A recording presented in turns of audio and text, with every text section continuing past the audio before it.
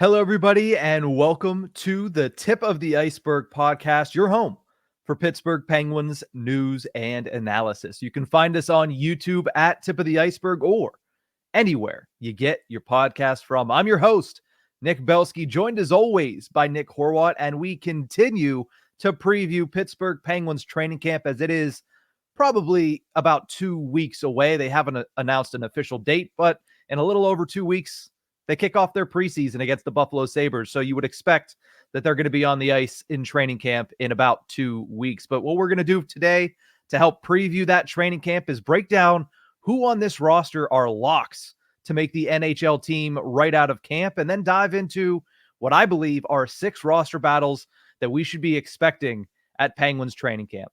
Let's get started. And let's start things off by discussing who are locks on this team. Whenever you look at this roster right now, I say there's 17. So I'm going to run through these 17 names. I consider them to be locks to make the NHL roster. Then there's a handful of guys that you expect to make it, but there's a chance that they get lapped if something drastic happens. And then, of course, there's the truly open spots that are just up for grabs at the start of camp. And the 17 locks, let's start with that. Sidney Crosby, Evgeny Malkin, Ricard Raquel, Brian Rust, Michael Bunting, Drew O'Connor, Kevin Hayes, Lars Eller, Nola Chari, Blake Lizotte, Erik Karlsson, Chris Letang, Matt Grzelcyk, Marcus Pettersson, Ryan Graves, Tristan Jarry, and Alex Nedeljkovic. That's 17 locks, which means to me, there's 6 roster spots that are technically up for grabs. Horwat, did I miss anybody, or was there anybody on that list that you think I shouldn't be putting as a lock to make the Penguins roster?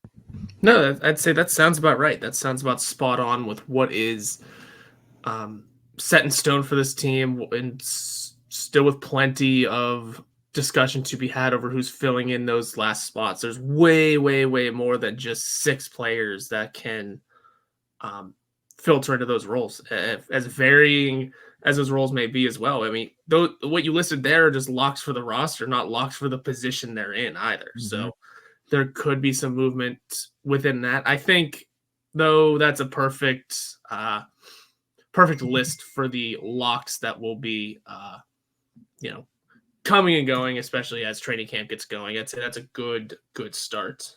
Now, I said there's a second grouping here of players that you would almost expect to make the NHL roster, but at the same time, there is an opportunity for them to get lapped or them to get passed, and they have to end up starting the season either on waivers, or one of these players is waivers exempt, so he would go straight to the American Hockey League and the Wilkes-Barre Penguins. And those 4 players are Anthony Beauvillier, Rutger McGroarty, who is the waivers exempt player, Cody Glass, and Sebastian Aho. Again, I expect them to make the roster, but there's chances. I think there is an opportunity that if somebody comes in and outperforms them from day 1 to day 14 in training camp, there's an opportunity that they end up getting pushed out of the roster to start. Again, slim opportunity, but I wouldn't consider them to be locks.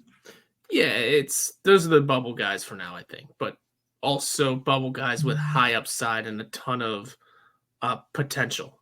Those are the faces that you'd expect to see in there.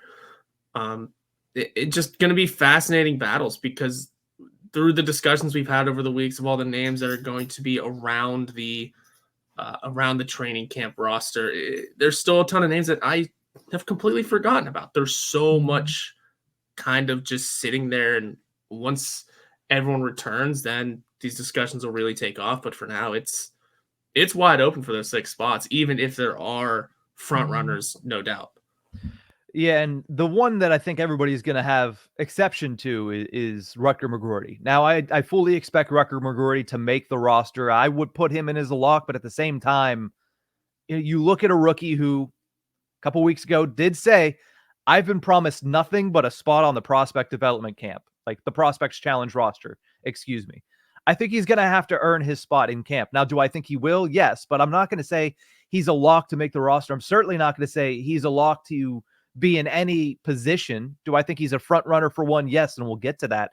But I think when you look at McGroarty, this is a wait and see type of thing. And I think the same thing could be said for the other 3 on this list. I mean, Beauvillier on Tuesday, we said he could be anywhere from a first liner to a waiver player by the start of this season. And I think that really holds true. This is a guy that has had tremendous success in the Metropolitan Division. But as you mentioned on Tuesday, he's been traded 3 times in the past 2 seasons. This is a guy that really needs to find his footing fast. And I think the Penguins are in a position where, all things considered, they would hope that he plays really well. He performs from day one. He's a good piece of the Penguins roster, but they have somebody else that could take his spot, and they can trade him at some point this season for some valuable trade assets, whether that be draft picks or a decent prospect or what have you. That's just where the Penguins are at as an organization. But I think when you look at Beauvillier, when you look at Cody Glass, when you look at Sebastian Aho, you're looking at players that the Penguins are hoping work out, but at the same time, I don't think they're tied to them in any way. Yeah, I would assume something like that. It's going to be fascinating. I always kind of fall into the stance of, well, you brought them in, you're going to give them their chance, you're going to give them their due. But there's so many players like that, though, this year. Yeah, there are so many, and certain guys are signed longer than just a year. So maybe they get at least Sebastian Aho is signed for 2 years. Maybe he gets an extra edge because he is already expected to take a spot and be here for a little bit longer. Or just trying to filter through, like Blake Lizotte is signed for 2 years, whereas Beauvillier signed a 1-year deal. So maybe Blake Lizotte has an extra edge over whoever he has a roster battle with. There's going to be fascinating little bits for this, but it's interesting. And I think, you're going to give the fresh faces their dues, but also there are so many names that you could still consider Emil Bemstrom fresh enough. I mean, again, he's not a lock or tight in one of these races by any means, but that's another thing to keep an eye on because someone they grabbed last year, same with Jesse Puljujarvi. They picked him up last year. Guys that haven't been here for a full year, essentially, I would also look at as maybe they still deserve a chance. It's tough to say, but again, the names just keep getting added on, and there'll be plenty of I thought there was a lot of fight last year at training camp. I think this year, thinking hard about it, there might be more. Yeah, I mean, even last year, though, we looked at third line left wing as a roster battle, and then first day of camp, that was shut down because Drew O'Connor stepped in, and he immediately was given all the opportunity there. He immediately was, they made a big deal about him and Lars Eller as a duo, and you said, all right, well, that's already figured out. That battle has already been closed, opened and closed within a 24-hour period. This year, there might be some similar situations, but let's get into those roster battles. And let's start with the one that we've talked about a little bit, and that is first line left wing. Who plays next to Sidney Crosby? And the way we're going to go about this is we're going to name our favorite, we're going to name our biggest competitor, and we're going to name our long shot. And then we're going to just kind of discuss what we feel about this roster battle going into Penguins training camp. And the first line left wing battle, I would say the favorite has to be the guy that finished last year in that position, and that's Drew O'Connor. As far as his biggest competition, when I look at talent and when I look at situation, I think his biggest competition is Rutger McGroarty, a player that right after that trade, I put him up there on the first line and then had to kind of take a few steps back and say, all right, this is still a 20-year-old. This is still a player that is new to the Penguins organization, that is new to the National Hockey League, that is new to professional hockey as a whole. There's a chance, it's likely, they're not going to just immediately put him in that position and say, sink or swim. We'll see what you end up doing as a 20-year-old. I think they're going to protect him a little bit. I think they're going to slow play him a little bit. That's why I think the favorite going into camp is O'Connor. I have McGroarty as that number 2 guy. And as far as a long shot, second time we're bringing him up here, I'll say Anthony Beauvillier is there. A veteran, has more games played than the other 2 combined, and really is a player that fits Mike Sullivan's mindset. As you always like to say, anybody that played for the New York Islanders is automatically going to be somebody that Mike Sullivan would enjoy having on his roster. So, I throw Beauvillier in there as the long shot. What do you think about these 3 and the first line left wing battle? You nailed my exact order with that, actually. Drew O'Connor is going to come in as the favorite to start because it's where he ended last season. There was a very good run, very good chemistry being formed there. You like Rutger McGroarty as the long shot option just because, or not long shot option, that second option because of what he might be able to bring, what he might be able to add. And then, of course, just Anthony Beauvillier being a long shot because it just feels like something Mike Sullivan would do, feels like something Sidney Crosby would be comfortable with. And you nailed it on the head with everything else. So you nailed my 3 as you were reading it. Yeah, the one thing that, I look at here with Beauvillier, though, is that experience. How much are they going to value that? And that's one of those things. Again, we talked about O'Connor last year in camp. That might be one of those things that we learned day one in camp this year. I know Mike Sullivan likes to harp on it, especially in his first press conference after that first day of practice. Don't take a lot of what you saw out there to heart. Like, take everything with a grain of salt, because it's the first day of training camp. We're just throwing things out there, getting a preliminary feel about where these players are at, how they, play alongside each other. So I think this is one, though, that we're going to be able to read into a little bit as far as how many opportunities Beauvillier gets and where he's sitting on the first day of camp.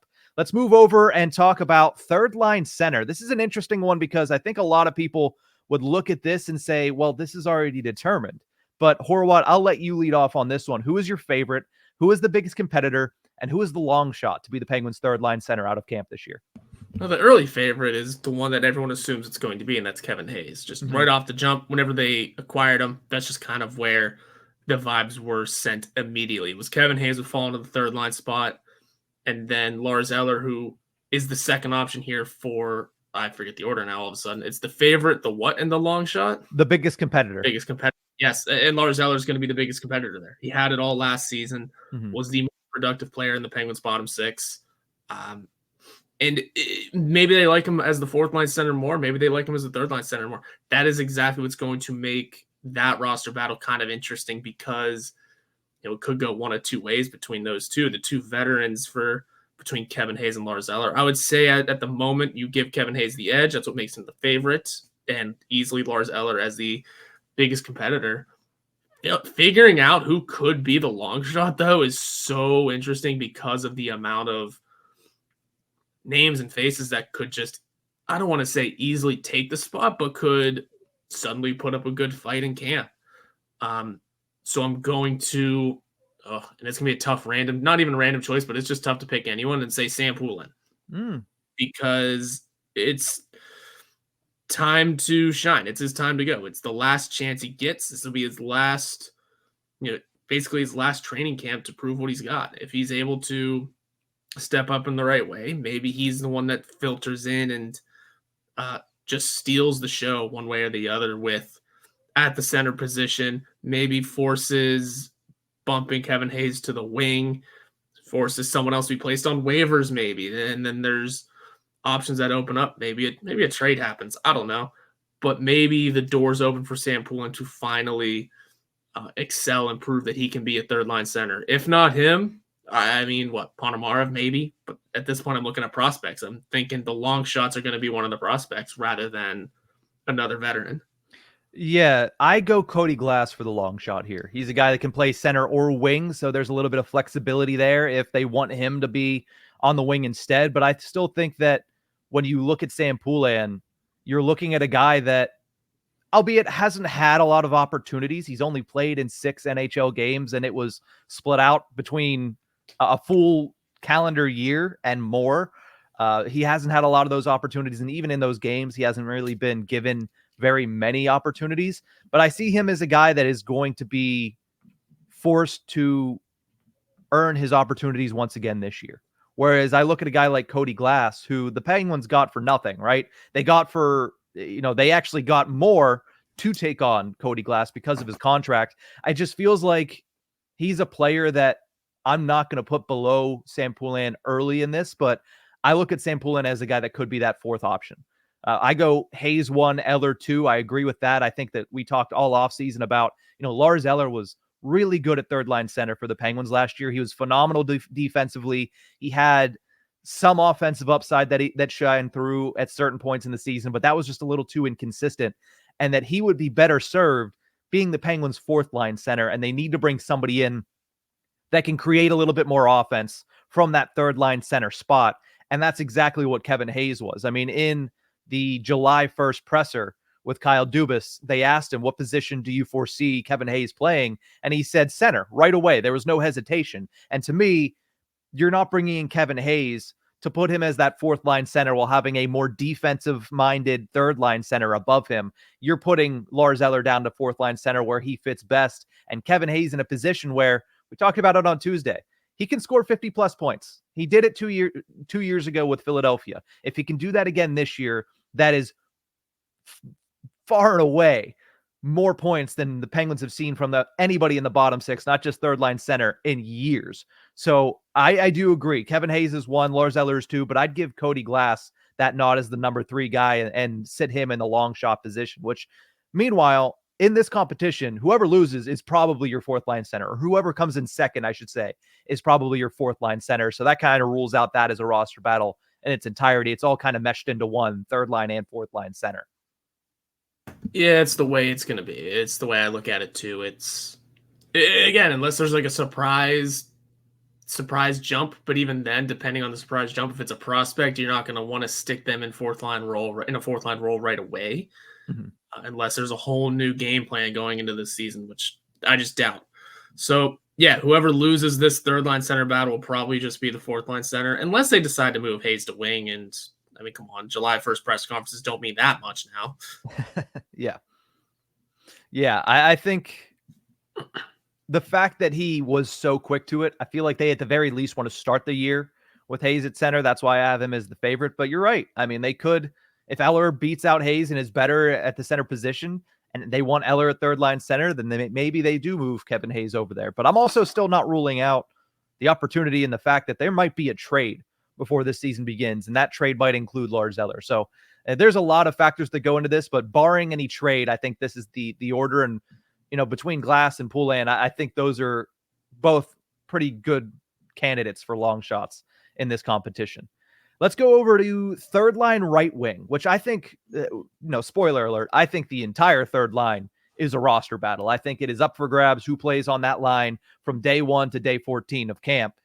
But when it comes to third line on the right side, this to me is the most wide open competition of camp. You can pick a favorite, which we're going to do. You can pick a biggest competitor, which we're going to do. You can pick a long shot. But at the end of the day, it feels like there is no real leader in the clubhouse for this position. It feels like this is truly whoever performs the best is going to get that opportunity. Now, there might be some business of hockey that steps into this, of course, with waivers and stuff like that, which might make it a little bit harder for some of the prospects you mentioned, a Ponomarev or a Koivunen, who would have to move over sides because they're both lefties. But I do think that it is wide open for a lot of the NHL-aged talent in this organization. So when we come to third line right wing, for me, the favorite is Cody Glass, because they did acquire him, because he does have that plus, salary cap hit of, I believe it's $2+ million right now. I do think that they're going to try to find a spot for him in the lineup, and I think he's the favorite to take this position. Biggest competitor is going to be Valtteri Puustinen. He is going to be an interesting player to follow along with this season, because last year, by the end of the year, he was an NHL regular, right? He played 52 games last season for the Penguins, and he looked pretty good in most of them. He had great underlying numbers. He was able to create some offense, although not scoring offense, which is what everybody expects from Valtteri Puustinen. You're hoping he takes that second-year leap, but again, does he get lost in the shuffle in what is a very, very crowded bottom six picture for the Penguins this year? So he's going to be an interesting player to watch. If he doesn't make the team out of camp, how long does it take for him to come up and get his opportunity? And when he gets that opportunity, is he going to be able to hold on to it? Whereas last year, you got to the All-Star break, Puustinen was sent down just to get a couple of games in during the break because they wanted him to keep playing, and then he wasn't brought back up. So what happens with Puustinen this year is going to be a big question mark. And the long shot to me in this competition is Jesse Puljujärvi, a name that in a lot of these conversations has kind of been tossed to the background. I think he is the long shot, and he's the number 3 in this competition going into this season. I like that exact order again.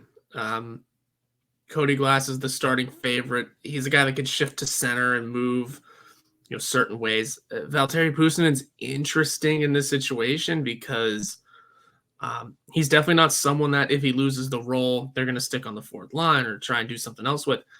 I wonder if, let's say, Rutger McGroarty doesn't make the team right away, does Puustinen start on the second line with Evgeny Malkin? Is Puustinen's elevation upwards rather than, a decline down?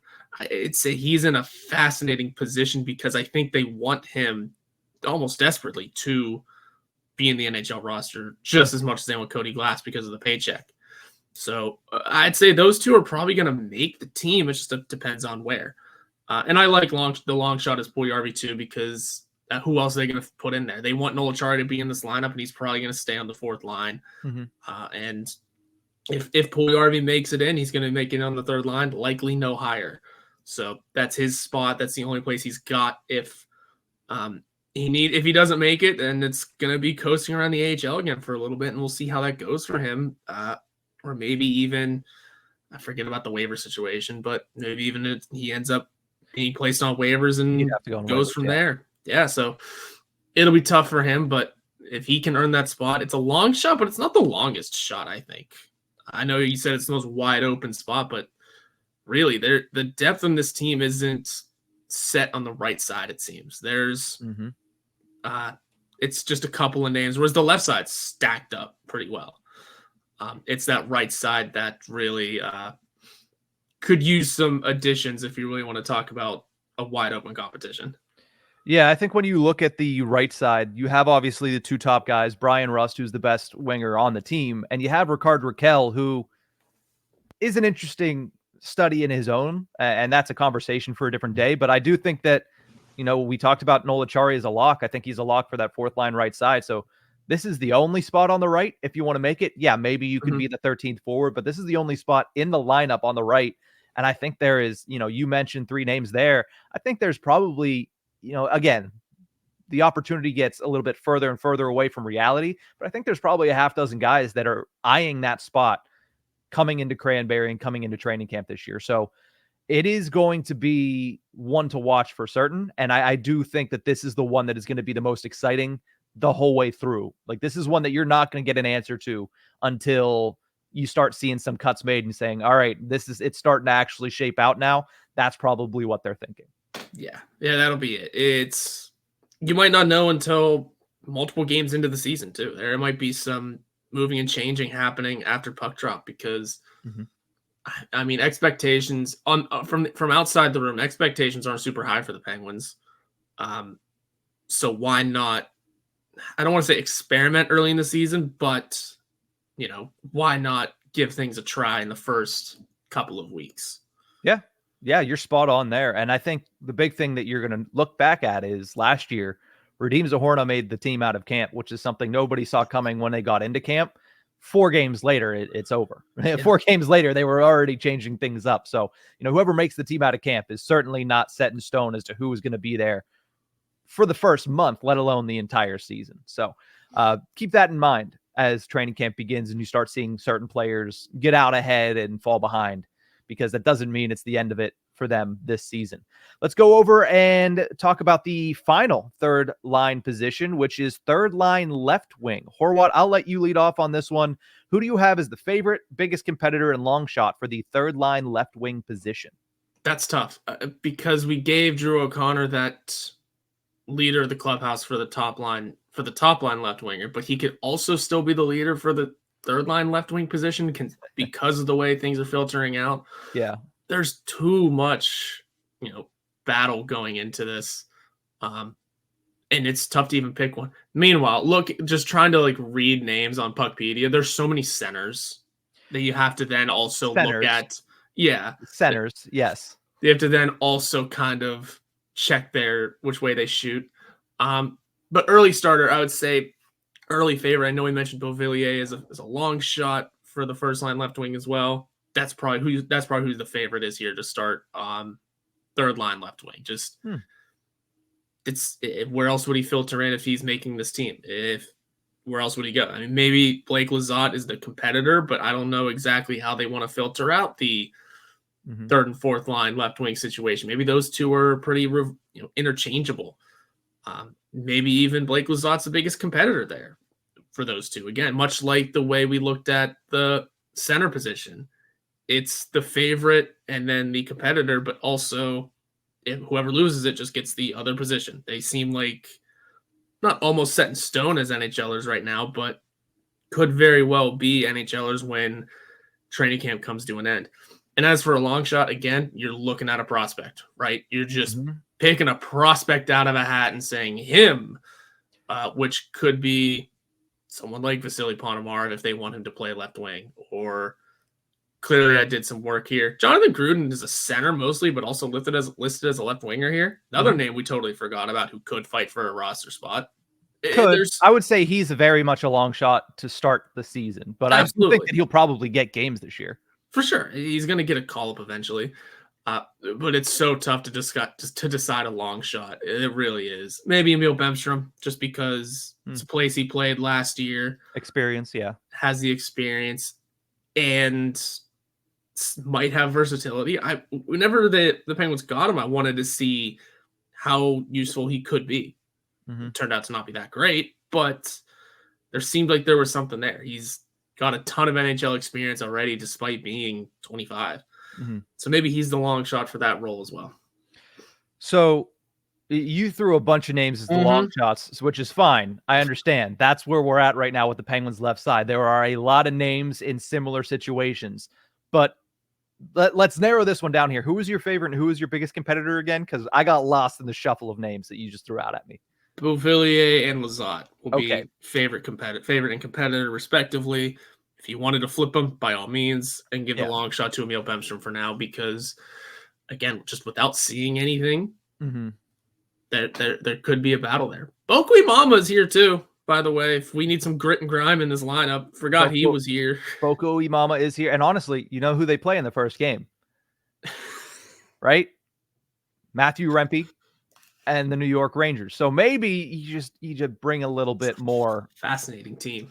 It's a fascinating team. I mean, you saw Rucker McGroarty said he met Rempe at the rookie showcase or something. And it was, oh, he's a nice guy. I was like, you might be fighting him. Like you might be fighting him. Not that anybody wants you to be the fighter, but you might be fighting him on the opening night of the season in a month and 4 days, something like that. Either way. But speaking of McGroarty, he's my favorite in this position. I had him as the biggest competitor for first line left wing. I'll have him as the favorite to start here because I think this is the position that the Penguins want him to begin his career at. And now I will say, if McGroarty wins that one left wing job, which I think is on the table, but still not a likely scenario, then I'll just plug Drew O'Connor in here as the favorite. And honestly, it's not a competition anymore. If McGroarty becomes the first line left wing, O'Connor is the third line left wing. Mm-hmm. So as of right now, I have McGroarty as the favorite. Beauvillier as the biggest competitor because that's just going to be the hierarchy on the left side. And when I go to a long shot, I know there's a lot of options. You ran down through all of them. I'm going to say Ville Koivunen has priority there because Koivunen was absolutely phenomenal last year over in Europe in a professional setting. I understand Ponomarev was good at the AHL in the Carolina Hurricanes organization. He only got a handful of games in the Penguins organization after the trade. But I think Koivunen is the guy that, one, has the higher upside when it comes to skill and talent, and two, is the player that I think has the highest capability to come in here and impress people over a short period of time to earn that position. Do I think he's a favorite? No. But if, say, Beauvillier struggles a lot and he ends up being a guy that they say, honestly, we're just going to put you on waivers, then I think Koivunen could be the guy that goes out there, impresses enough to get that opportunity early in the season. So I'll have Koivunen as my long shot. Beauvillier is the biggest competitor, and my favorite there is Rucker McGroarty. I do think that, again, I wouldn't consider him a lock just because he does have that waivers exempt tag, and sometimes that comes into play in a massive way early in the season, especially for that first roster decision. Yeah. But I will say he is the favorite in my eyes to be the third line left wing for the Penguins. Yeah, that's a good choice too. Again, not what I was thinking, but as you say it and as you read the options, absolutely, that makes a ton of sense too. Yeah, let's move over to defense because there's really only one position that's available on defense. You look at the Penguins' blue line right now, and 5 of the 6 spots are, you could pencil them in, you can put them in pen. It's likely that it's what it's going to be on October 9th. But third line, right side defense is still up for discussion. Who is your favorite? Who is your biggest competitor? And who is your long shot? Because I think that we want one thing, we've said all summer that it's going to be one thing, but it might just end up being something else. That's no kidding. I think the favorite right now is going to be Sebastian Aho. The NHL experience, just the want to see him succeed in that role, considering the contract, 2-year deal. Again, just the experience is already there. Maybe Jack St. Ivany is that top competitor because of the way he ended last season in a very good position with the Penguins and a very good light with the Penguins, and can easily earn that role and earn that spot and just take it right back to from where he ended. Long shots, again, just pick the name from the hat. Go ahead and pick a name. Let's go Mac Hollowell to start, right? Because it could be any of them. John Ludwig could be the long shot. He might even be the biggest competitor for the NHL contract that he has, and also his willingness to do certain things. This is where things will get interesting because they're going to have the 7th defenseman as well, who'll probably be a right shot. A right shot? Sorry, left shot. John Ludwig's left. I was going to say the only right shot they really have down there is Jack St. Ivany and Mac Hollowell. Yep. No, I meant to say, we'll probably be a left shot. So that's what makes this option. I mean, are there any more names that could even enter the conversation? I mean, who is the PTO? I forget the PTO now. Nikolai Nizov. And he's a left shot. So, yeah. All right. Maybe another PTO comes in, but I'd say right now the favorite goes to Aho. The biggest competitor goes to St. Ivany. And then pull from the hat, Mac Hollowell's a long shot. Yeah, I have the same similar listing here, except I have Ryan Shea as that number 3 guy, that long shot, especially because Ryan Shea just fits exactly what they're looking for as a 7th defenseman. He had some down moments last year, but he finished on a high. And the reason that I have St. Ivany there, you mentioned, yes, he was great at the end of last season. That should give him an opportunity to make the roster out of camp. But again, this is where waiver exemption may play a factor, especially this early in the season. And 2, if he comes in and has a rough training camp, it's going to be easy for the Penguins to say, all right, we'll go down to Wilkes-Barre, get your feet underneath you, get back to where you were last year when we called you up, and then we'll have that option just stowed away. If he does not perform well in training camp, they're going to go with Sebastian Aho. So that's why I think it's the only option is to put Aho as the favorite, but I do think that St. Ivany, the door is open, the light is on, as Mike Tomlin would say, for him to have a good camp and to force the Penguins' hand to keep him in the roster and in the lineup. Yeah, that's the opportunity is there. Just got to go out and get it. Let's finish things off with, again, one that is not much of a discussion, but I do think there's technically going to be a battle. We've talked about it a lot, especially I believe last week we talked about it for an entire segment. Starting goaltender.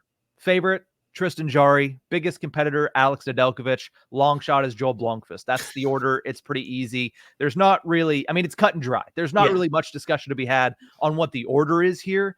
I think the one thing that is to be determined is about the game split this season. I think Blomqvist really doesn't have a shot to be one of those 2 that make the roster out of camp unless there's a trade.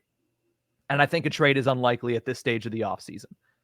As far as what that competition is, it's not for who gets to make the roster. It's really for that split, as I mentioned, as to are they going to have a starter backup? Is it going to be 1A, 1B? And if it is 1A, 1B, who is 1A and who is 1B? I think that is still yet to be determined for the Penguins organization. Yeah, it's going to be that way. Those are the 3 names that you'll be watching for the NHL roles. You know, Blomqvist probably isn't going to make it right away. Maybe something happens down the line. Again, we know Tristan Jarry is pretty injury prone at times. Even Nedeljkovic got hurt last year, so there will be maybe some movement on that front. But for what it's worth, man, looking deeper into it, because this feels very set almost, the goaltending situation. Wilkes-Barre Strand's about to have a nuts goaltending room. I mean, their entire roster. Yeah. You do have Blomqvist and Murashev in the goaltending room, and that is going to be extremely exciting. But Koivunen, Ponomarev, somebody's got to get sent down here that could be, Puljujärvi is going to be down there. Defensively, you have Owen Pickering. It's going to be, John Ludwig might be down there punching people's lights out in the AHL. It's going to be exciting to watch what's happening in Northeast Pennsylvania this year. And, whenever I was discussing the goalies, they also added Philip Larson this summer, and then Taylor Gauthier is also there, who was basically the ECHL goalie of the year last year. So I'm assuming he's playing in the playing in the A this year. I mean, but do you have opportunity for him? Is the question? Exactly. That's where it gets tough. I would think maybe. Man, I don't know though, because you want them playing. You don't want them sitting out as a third string guy at the AHL level, especially your young guys that you want to develop. Yeah, and that's whenever you start to get philosophical with Gauthier. How much do they want to develop him? Mm-hmm. Because they now have Blomqvist, who seems to be on the verge of being ready, and Murashov, who they expect to be ready soonish, and he's 3 years younger than Gauthier. So what kind of ceiling does Gauthier have? Is he an NHL goalie, and will other teams be willing to take that? Well, I think he proved last year that he is certainly a stellar ECHL goaltender, which means he should get an opportunity to see if he can do it at the American Hockey League level. And the last time we saw a goaltender take that path was Casey DeSmith, who has been an NHL backup for the last, 3, 4, 5 seasons. And in a backup role, he's good. I understand he was a punching bag by the end of his time here in Pittsburgh, but that's because he was behind a guy who couldn't hold on to a starting job, and he was forced into those positions where he became coin flip Casey, as I deemed him, a guy that might show up and be one of the best goaltenders you've ever seen, or might show up and be a guy that looks like he started at the ECHL level. So I think that when you look at Taylor Gauthier, you can't help but think a little bit of the path that Casey DeSmith took and say, all right, well, if Blomqvist or Murashov are your goaltender of the future, you're going to need a backup of the future, and maybe, just maybe, and again, this is projecting out far too much, but maybe, just maybe, it is Taylor Gauthier, which is why you want to see him progress and see if he can handle that next level. That'd be fascinating. I just don't know what the rest of the goaltending room looks like. Because there was quite a few goalies used by the Wilkes-Barre Scranton Penguins last year. There were. Is Garrett Sparks still under contract? Off the top of my head, I do not have any idea. And Wilkes-Barre's website is not updated for this upcoming season yet. So really, currently an unrestricted free agent. Really? Oh, okay. Well, at least that opens that up. But it'll be interesting. There will be some, again, discussing the youthful goaltending in Pittsburgh right now. It's all crystal ball. It is all projections. Crystal ball QA? Not quite. Not quite. I thought you were saying they could all be crystal ball QA. I was like, that's not bad. It's not great, but not bad. No, it's all just looking into the future and projections and predicting and guessing, because for this season, this 24-25 season, you're looking at Jari Nedeljkovic again as the 1-2. Blomqvist sneaks in as a 3, and then confetti. Figure it out. Yeah, and that's the big thing, too, that we can't forget is they are looking at Joel Blomqvist as that number 3 guy, whereas last year they brought in Magnus Hellberg. The year before, I believe it was Dustin Tokarski, and the year before it was Maxime Lagacé. Excuse me. Something in that order, yeah. Typically, they brought in a veteran, is the point I'm making. Yeah. But now they trust Joel Blomqvist, and if there is an injury, if there is something that happens, he's the first name up. So expect to see him get at least a couple of games under his belt at the National Hockey League level. But it should be a fun season. That's a wrap for this episode of the Tip of the Iceberg. We're getting so close. I mean, 1 week and 1 day away from the opening of the Prospects Challenge. Penguins take on the Boston Bruins next Friday at noon. Going to be very exciting to watch some actual hockey there. Exciting for everything to start happening. I'm excited for everything. I'm just excited. That's it. And also, it's the first day of the football season, so I'm a little amped up as well. But that's going to do it for this episode of the Tip of the Iceberg. Thank you guys so much for tuning into this one. Remember, you can find us on YouTube at Tip of the Iceberg or anywhere you get your podcast from. We'll see you guys next time.